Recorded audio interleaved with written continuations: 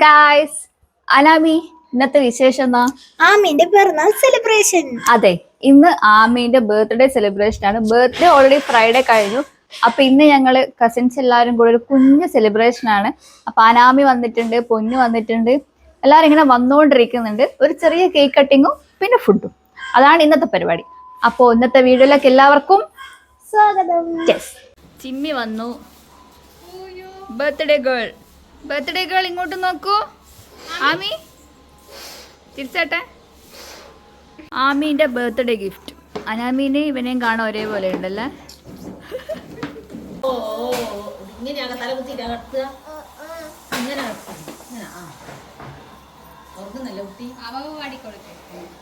ഞാനും ചിമ്മിയും കൂടി ചെറിയ രീതിയിൽ കുറച്ച് ബലൂൺസും പിന്നെ ഹാപ്പി ബർത്ത്ഡേ എന്ന് എഴുതിയ സാധനം വെച്ചിട്ട് ഒന്ന് ഡെക്കറേറ്റ് ചെയ്യാൻ വെച്ചു.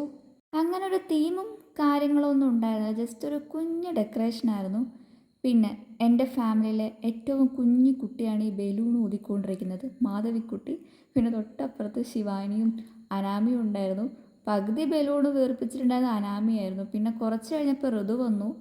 പിന്നെ ബാക്കി ഋതുവിൻ്റെ കൈമിൽ അങ്ങ് ഏൽപ്പിച്ചു. കുറേ ഋതു ചെയ്തു. പിന്നെ അത് കഴിഞ്ഞപ്പോൾ പിന്നെ പൊന്നു വന്നു.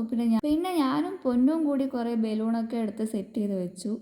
ചിന്നുൻ്റെ കല്യാണത്തിന് ശേഷം ഞങ്ങൾ കസിൻസ് എല്ലാവരും കൂടി ഒത്തുകൂടുന്നത് ഇന്നാണ്. അതും എല്ലാവരും ഒന്നുമില്ല, ചിന്നുവിന് വരാൻ പറ്റിയിട്ടില്ല, അർജുനില്ല. ഉള്ളത് കൊണ്ട് ഓണം എന്ന് പറയുന്ന പോലെ ഇല്ലവരൊക്കെ വിളിച്ചൊരു കുഞ്ഞു സെലിബ്രേഷൻ. ലാസ്റ്റ് ഫ്രൈഡേ ആയിരുന്നു ആമീൻ്റെ ബർത്ത്ഡേ. അന്ന് കാര്യമായിട്ട് പരിപാടി ഒന്നും ഉണ്ടായിരുന്നില്ല.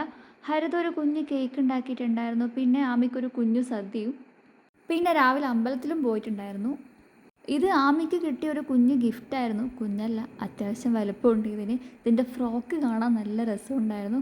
പിന്നെ ഇതിനെ കറങ്ങിക്കൊണ്ടിരിക്കും, ഒരു ലൈറ്റ് മ്യൂസിക്കൊക്കെ ഉണ്ടായിരുന്നു. 1 മണിയായപ്പോൾ വിശപ്പിൻ്റെ വിളി വന്നാൽ പിന്നെ എനിക്ക് കണ്ണ് കാണില്ല. അതുകൊണ്ട് ഞാനൊരു പ്ലേറ്റും എടുത്ത് അടുക്കളയിൽ പോയി ഫുഡ് കഴിച്ചിട്ടുണ്ടായിരുന്നു.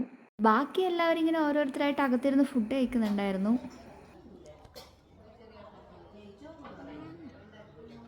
അടിപൊളി ബിരിയാണി, ഒരു രക്ഷയുണ്ടായിരുന്നില്ല, അടിപൊളിയായിരുന്നു. ഞാനാണെങ്കിൽ കുറച്ച് നാളുകൾക്ക് ശേഷമാണ് ചിക്കൻ ബിരിയാണി കഴിക്കുന്നുണ്ടായിരുന്നത്. ഫുഡ് കഴിക്കുമ്പോൾ നല്ല ആസ്വദിച്ച് കഴിക്കണമായിരുന്നു, പക്ഷേ എനിക്ക് അങ്ങനെ അങ്ങ് ആസ്വദിക്കാൻ പറ്റിയില്ല, വിശപ്പിൻ്റെ വിളിയും എല്ലാം കൊണ്ട്. അപ്പോഴേക്കും ശരത്തൊക്കെ വന്നിട്ടുണ്ടായിരുന്നു. ശരത്തും ഹരിതേൻ്റെ അനിയനും മാല ഇട്ടിട്ടുണ്ടായിരുന്നു. അവർക്കൊക്കെ വേറെ തന്നെ സെപ്പറേറ്റ് ഫുഡായിരുന്നു. വെജിറ്റബിൾ ബിരിയാണി ഉണ്ടായിരുന്നു. അപ്പോഴേക്കും പിള്ളേരെ സെറ്റൊക്കെ ഫുഡ് കഴിച്ചുകൊണ്ടിരിക്കുകയായിരുന്നു. ആ മുഖം മറച്ചിരിക്കുന്ന ലവനാണ് കിച്ചു. ഇത് അനാമീൻ്റെയും ഫാമിലീൻ്റെയും വക ആമയ്ക്ക് കൊടുത്തൊരു കുഞ്ഞു ഗിഫ്റ്റായിരുന്നു. നല്ല രസമുണ്ടായിരുന്നു. ഭവ്യലക്ഷ്മി, ഋതു, ഇതാണ് പാച്ചപ്പകയിൽ ഋതിക് റോഷൻ. ഋതു കേക്ക് സ്റ്റുഡിയോ എന്ന് പറഞ്ഞിട്ടുള്ളൊരു ഇൻസ്റ്റാഗ്രാം പേജിൽ നിന്നായിരുന്നു കേക്ക് ഓർഡർ ചെയ്തിട്ടുണ്ടായിരുന്നത്. ആമീൻ്റെ ഫസ്റ്റ് ബർത്ത്ഡേക്ക് ഓർഡർ ചെയ്ത് അതേ സ്ഥലത്തു നിന്നായിരുന്നു. കേക്ക് കാണാൻ നല്ല രസമുണ്ടായിരുന്നു. ആനിമൽ തീമിലായിരുന്നു ചെയ്തിട്ടുണ്ടായിരുന്നത്. ബട്ടർ സ്കോച്ച് ആയിരുന്നു, നല്ല ടേസ്റ്റ് ഉണ്ടായിരുന്നു. അപ്പോൾ ഇനി കേക്ക് കട്ട് ചെയ്താലോ? കമോൺ.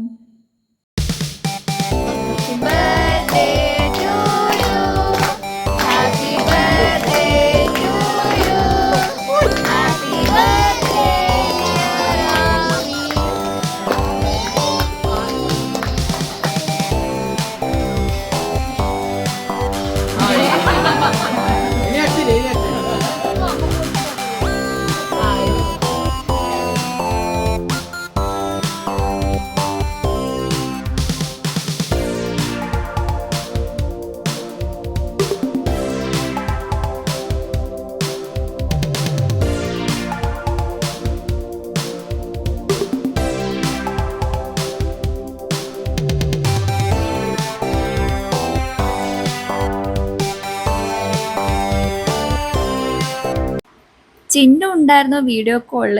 പിന്നെ ഞാൻ വാങ്ങിക്കൊടുത്ത ഡ്രസ്സാണ് ആമി ഇപ്പം ഇട്ടിരിക്കുന്നത്. നല്ല ക്യൂട്ടായിട്ടുള്ള സ്കേർട്ടും ടോപ്പും ആയിരുന്നു അത്. അതിൻ്റെ മേളിൽ ഇങ്ങനെ 3 ഫ്ലവേഴ്സൊക്കെ വരുന്നുണ്ട്.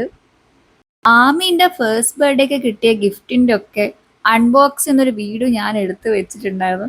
അത് ഇതുവരെ ഞാൻ അപ്ലോഡ് ചെയ്തിട്ടില്ല. ആ വീഡിയോ ഇപ്പോഴും എൻ്റെ ഫോണിൽ അങ്ങനെ കിടക്കുന്നുണ്ട്. അത് അപ്ലോഡ് ചെയ്യണോ വേണോ എന്നുള്ള കൺഫ്യൂഷനിലാണ് ഞാൻ, കാരണം ഇത്രയും ലേറ്റ് ആയല്ലോ. എഡിറ്റ് ചെയ്ത് വോയിസ് ഓവർ ചെയ്യാൻ കുറച്ച് കഷ്ടപ്പെട്ടിട്ടുണ്ട്. അതുകൊണ്ടാണ് അതിപ്പോഴും എൻ്റെ ഫോൺ അങ്ങനെ വെച്ചത്. നല്ല ക്യൂട്ടായിട്ടുള്ള കുഞ്ഞു ഡ്രസ്സൊക്കെ ആയിരുന്നു അന്ന് ആമയ്ക്ക് ഗിഫ്റ്റ് കിട്ടിയിട്ടുണ്ടായത്. അതുകൊണ്ട് തന്നെ ആ വീഡിയോ അപ്ലോഡ് ചെയ്യണമെന്ന് എനിക്ക് ഭയങ്കര ആഗ്രഹം ഉണ്ടായിരുന്നു. എന്തായാലും നോക്കട്ടെ.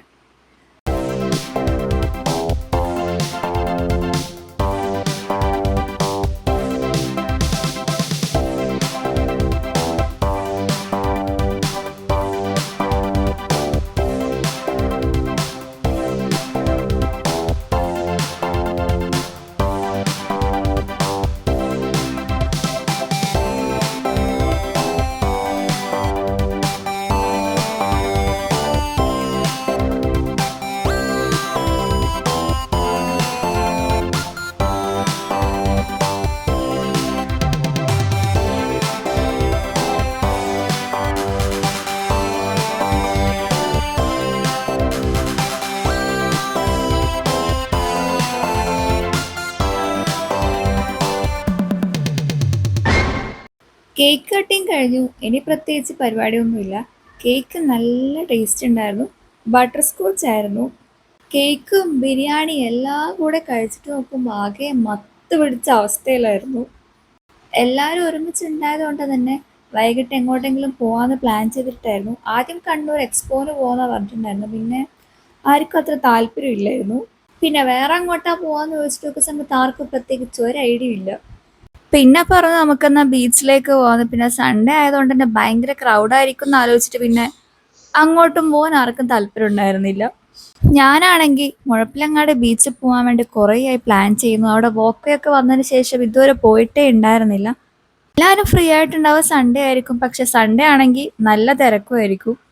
അങ്ങനെ ഫൈനലി പുരളിമല വ്യൂ പോയിന്റിലേക്ക് പോകാമെന്ന് വെച്ച് ഞങ്ങൾ എല്ലാവരും അങ്ങോട്ട് വെച്ച് പിടിച്ചു. അങ്ങനെ ഞങ്ങൾ ഡെസ്റ്റിനേഷനിലെത്തി.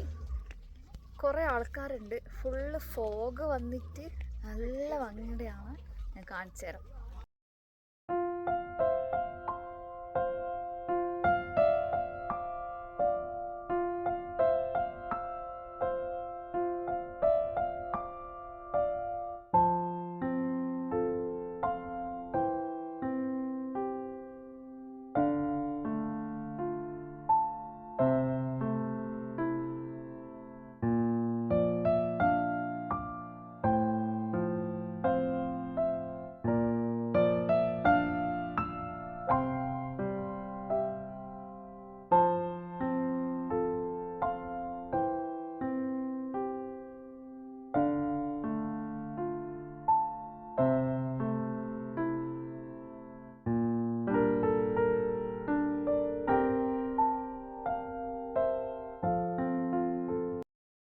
ഞങ്ങളങ്ങനെ അവിടെ നിന്ന് ഇറങ്ങി തിരിച്ചു പോവാണ്.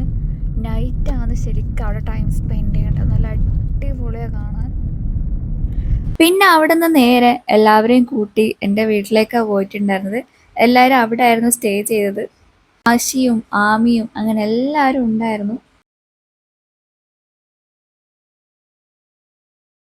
ടി വിയിൽ എൻ്റെ യൂട്യൂബ് ചാനലിലെ വീഡിയോസ് കണ്ടിരിക്കുകയായിരുന്നു എല്ലാവരും കൂടി. ടി വിയിൽ യൂട്യൂബ് വീഡിയോ കാണാൻ എന്ത് രസമാണെന്നറിയോ. ആമീൻ്റെ പേര് വിളീൻ്റെ വീഡിയോ, ചിന്നുവിൻ്റെ കല്യാണത്തിൻ്റെ വീഡിയോ, അങ്ങനെ ഒട്ടുമിക്ക വീഡിയോസും എല്ലാവരും കൂടി കണ്ടുകൊണ്ടിരിക്കുകയായിരുന്നു. കാശിയും ആമിയും കൂടെ ഒരേ കളിയായിരുന്നു. പിന്നെ ഏതോ ഒരു വീഡിയോ വെച്ച സമയത്ത് രണ്ടുപേരും അനങ്ങാതിരുന്ന് കാണുന്നുണ്ടായിരുന്നു. എല്ലാവരും ഇങ്ങനെ ഒരുമിച്ചുള്ളപ്പോൾ സമയം പോകുന്നത് അറിയാറേയില്ല.